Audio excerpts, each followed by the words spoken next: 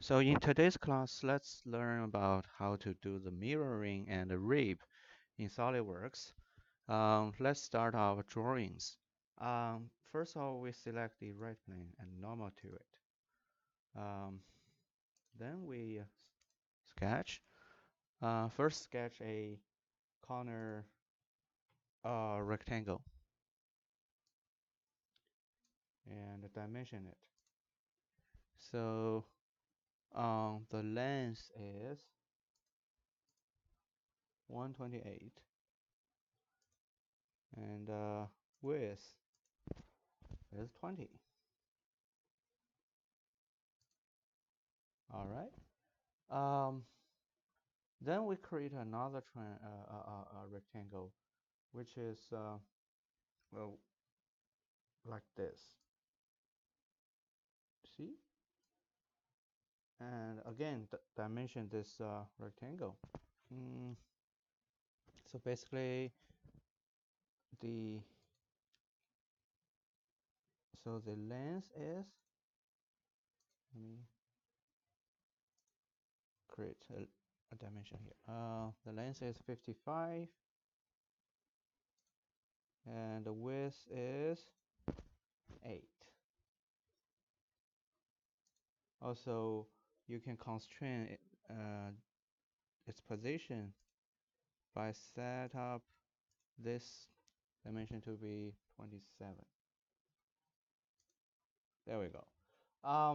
And then we need to trim by using a trim entity.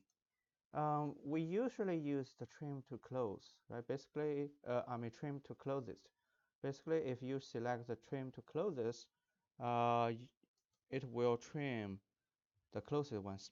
You can see here, it gives you incorrect trim. So instead of using the trim to closest, sometimes we just use the power trim. So power trim is like you have to click on one point and then hold your left button and drag. So uh, everything intersect with your stroke will be trimmed, something like this. So you just create a region or path. Anything intersect with this path will be trimmed. So just like what you say here, we have finished the trim. Then we just need to do a extruded boss and base. Um, so basically, we can select the direction to be midplane. So the difference between the blind and midplane is if you select midplane, this sketched cross section will be located to the midplane of your extrusion, and you will see how it looks like. And also the depth to be um, 64, and you just confirm. And you can see this sketched cross section is located in the midplane of your extrusion.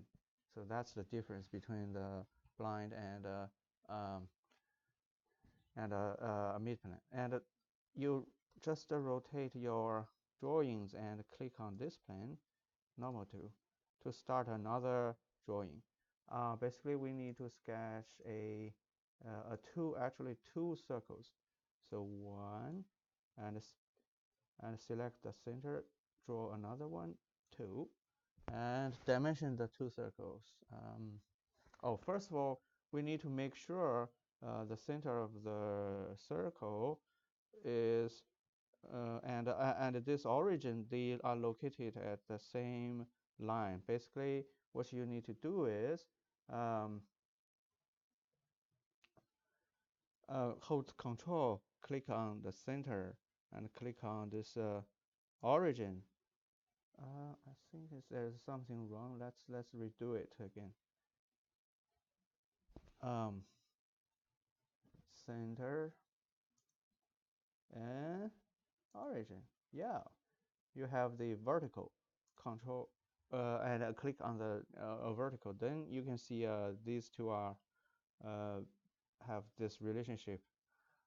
Then dimension the two circles. So just one. All right. So basically, the diameter of the larger one will be 40, and a smaller one has a diameter of 20. Also, the distance between this center to this line to be 56.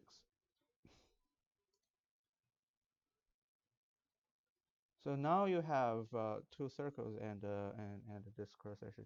Another thing you can do is to draw a line, connect this point, and make sure it's tangent to your this circle. So something like this, and then do the same thing for the right hand side.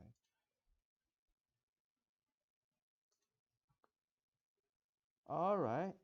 So as you can see, there's some constraints between the line and circle. Here, there's only for this one, it has the tangent and also coincident, which is correct. We want to have a line tangent to this circle. But here, there's only coincident, no tangent. So let's constrain it. Again, click on here and hold your control, click on here, and select the tangent. See, it it intersects with the circle and also tangent to the circle. And then we just do the extrusion. Um, but to complete uh, this drawing, we have to draw another line to link these 2 points. Yeah, there we go. And then we just do a extruded boss and base. Okay, we can rotate a little bit to see clearly. Basically, we want to extrude in the other direction, so we just reverse the extrusion, and there's a select contour option. We need to select this one and this one. See, you can see how you want the contour to be utilized for the extrusion. And for the depths, we just put 14 here. What happened? See, you will have this shape extruded. And another thing is to extrude it a little bit. But basically, its cross section is something like this. So what you're gonna do is, again, select the extruded boss and base. It does not allow you to do that because you have to select this sketch first, and then extrude base and boss. And this time, what we need to do is we need to select this contour solely and set up the depths to be 6. And okay. All right, you have this feature created. Then let's look at the mirror copy, mirroring actually. So first of all, we need to create a reference geometry like a plane. Basically, it asks you to find the reference, the references. In this case, we only need one reference. So let's just select this base and um, have a distance to be 25. Yeah, 25. And click on OK. Then you have a plane offset by 25 from this surface, this plane. Then select the mirror. Where is mirror? Here, right? Basically, you need to select the features you want to mirror, something like this, and no, not this, probably this. Yeah, you have everything mirrored here. You can see how it look like, and once you feel it's good, just click on OK. Then you have this directly mirrored. For this one, after you finish the mirror, I mean for the reference plane, after you finish the mirror, you can either delete it or you can hide it, like what I did. Okay. Now you have the feature mirrored. Another thing will be create the two rib features. The first one we just created manually. Basically, click on this plane, normal to, and sketch a rectangle. So make sure the rectangle will intersect with these two face. And also smart dimension it. Its width is 8, and the distance between this line and this line to be, oh, there's some constraint already added. I see this one is not necessary. This coincident is not necessary, so we just remove it. I can remove it. All right, then we should be able to dimension this one and this one to be 28. All right, and then let's do the extrusion. Yeah, that is correct. The depths we set blind depths to be 28.